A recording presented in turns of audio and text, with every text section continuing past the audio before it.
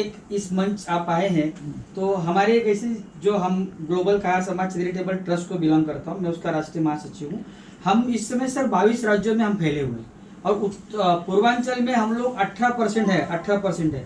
हमारी इतनी बड़ी संख्या है, लेकिन आज अगर एक हमको सशक्त नेतृत्व मिले तो हम सब आपके साथ में हैं। क्यों? सही बात हाँ, है, बिल्कुल सही बात है। हमारी बातें वहाँ उठनी चाहिए। हाँ, और हमारी बात उठती नहीं। आज 18% सर एक बहुत बड़ा वोट बैंक है हमारा। पहले सुनिए तो, हाँ, जितना पार्लियामेंट के अंदर मैंने 6-7 साल में जितने मुद्दे समाज के रखे, इतिहास में आप उठा के देख लीजिए, क्योंकि वहाँ तो रिकॉर्डेड होता है, सही बात है। लाइव होता है। आज तक किसी ने मामला नहीं उठाया है। बिल्कुल अपने समाज की वहाँ बात ही नहीं हुई, अपने समाज की वहाँ बात ही नहीं हुई। आरक्षण प्राइवेट मेंबर बिल लाना बहुत बड़ी बात है, बहुत बड़ी बात है। डिस्कशन कराना, राष्ट्रपति मोहर लगाता है, राष्ट्रपति से पास होता है, तब जाके बिल पार्लियामेंट के उसमें आता है, डिबेट में आता है। चाहे गवर्नमेंट का बिजनेस हो बिल हो, चाहे प्राइवेट मेंबर का बिल हो। तो हम लोगों ने इतना करके देख लिया, पर लेकिन बीजेपी उसके पक्ष में नहीं है।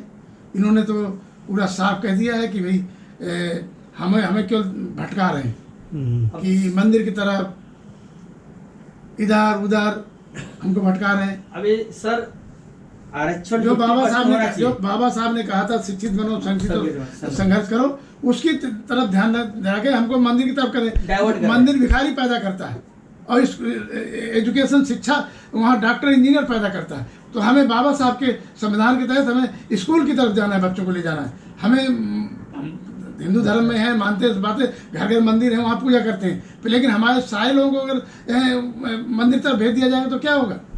पूछना चाहता हूँ कितने परसेंट लोग जो तीर्थों में जाते हैं? सब ओबीसी बहुजन के लोग जाते हैं। इनके लोग कहाँ जाते हैं? इनके लोग तो कोचिंग पढ़ रहे हैं। हाँ, और इनके बच्चे तो विदेशों में हैं। वो कहते हैं तुम्हें वहाँ थोड़ा मिलेगा, मंदिर में थोड़ा मिलेगा, आपको कोचिंग से मिलेगा, आपको तो मेडिकल का, इंजीनियरिंग कॉलेज से डॉक्टरी मिलेगी। सर जी, अब देखिए एक मिनट सर जी, उत्तर प्रदेश में चुनाव होने जा रहा है, जहाँ पे सपा और बीजेपी की लड़ाई है, पूरा मीडिया बता रही है। हम भी चाहते हैं कि हमारा पूरा समाज, हम इसका जो है गारंटी तो नहीं लेते हैं, जितने हम लोग हैं हम लोग पूरा आपके साथ में रहेंगे।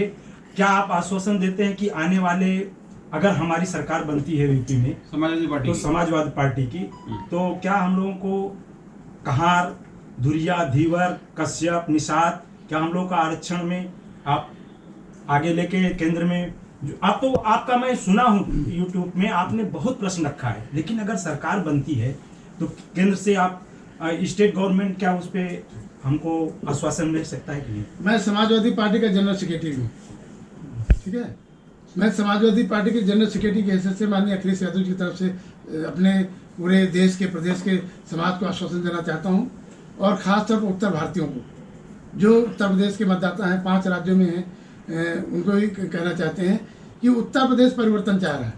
समाजवादी पार्टी, अखिलेश यादव जी, हम लोग इस पक्ष में हैं कि हमारे कश्यप, निषाद, बिंद समाज को, कहार समाज को हमको परिभाषित किया जाए, और हम लोग सरकार बनेगी तो हम पूरा आपको भरोसा दिलाना चाहते हैं, जो नियम कानून में जितना है, जो उत्तर प्रदेश सरकार के अधिकार पावर में है, अखिलेश यादव मुख्यमंत्री बनेंगे, उनके कलम में होगा। पूरा का पूरा विधानसभा से संविधान कानून बना करके केंद्र सरकार को प्रस्तुत किया जाएगा। अभी आरक्षण में ऑन पेपर 50% आरक्षण है, बरोबर, लेकिन ये लोगों ने क्या किया, आप देखेंगे ना सर, जब काउंट करेंगे ना तो 62% होता है। आर्टिकल 340 के तहत ये लोगों ने 10% स्पेशल ओबीसी में डाल दिया ये लोगों ने। सही बात है ना सर? मैंने इसमें संशोधन पेश किया था। हाँ, बरोबर। जब ईडब्ल्यूएस का पास हो रहा था तो मैंने उसे संशोधन दिया था। चेयरमैन कह रहे थे नहीं अपना वापस ले रहे हैं संशोधन, अमेंडमेंट मैंने दिया था। तो वो कह रहे थे क्या अमेंडमेंट बताओ, नहीं वापस लो। किसी ने बता दिया कि ये उल्टा बोल रहे हैं। तो मैंने कहा सर ऐसा है कि आप जाति जनगणना के हिसाब से जिसकी जितनी संख्या है, अब ये 15% इनको 15 आरक्षण कर दो, 5 और बढ़ा दो, 85 वालों को 85 दे दो, 15 इनको दे दो, हमेशा झंझट खत्म हो जाए बार आरक्षण देने की। सही बात है। अरे नहीं, ये नहीं बात, आप अपना वापस ले रहे हो। मैंने कहा वापस नहीं ले रहा हूँ। उन्होंने बहुमत के आधार पे मेरा संशोधन खारिज कर दिया। अच्छा, ये जो 10% वो भी स्पेशल बैकवर्ड का, किसी ने इसका विरोध नहीं किया। इनके लोग ही अपने फायदे के लिए कुछ भी नियम बना लेते हैं। अरे 10% कब आया और कब पास हो गया किसी को आपको पता मालूम नहीं। है? सुनिए, आपको मालूम नहीं होगा, मेरे को मालूम है। सुनिए, एक चीज है, एक चीज बहुत लोगों को आपने नहीं याद दिला मालूम। दिया। हाँ, जनरल रजिस्ट्रार जो है, मैं अभी आपके चैनल के माध्यम से सभी दर्शक भाइयों को सावधान करना चाहता हूं कि कुछ ठगों ने एक योजना बनाई है।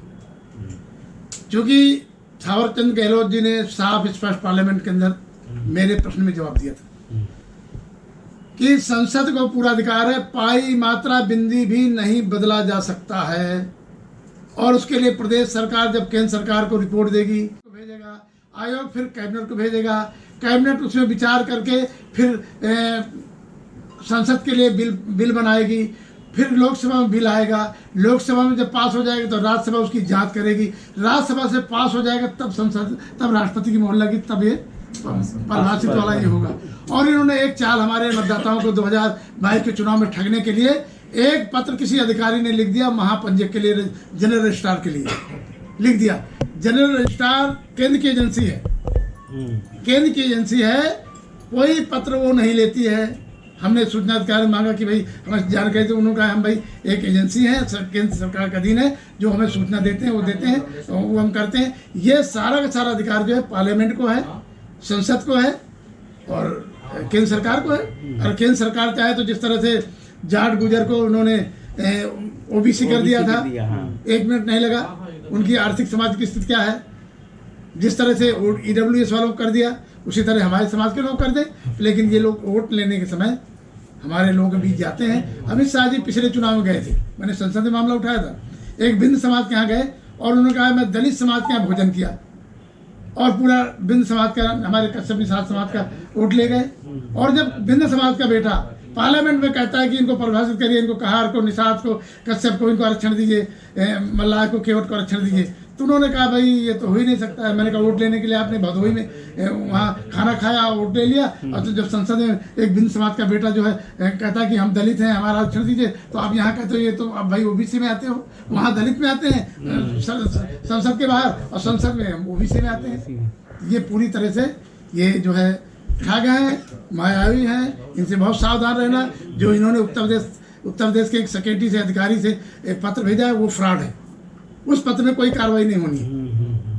मैं चूंकि पार्लियामेंट्रियन हूँ, राज्यसभा में इस समय हूँ, कानून का ज्ञाता हूँ, इसलिए मैं बताना चाहता हूँ इन ठगों के चक्कर में ना आए, और आरक्षण नहीं तो वोट नहीं।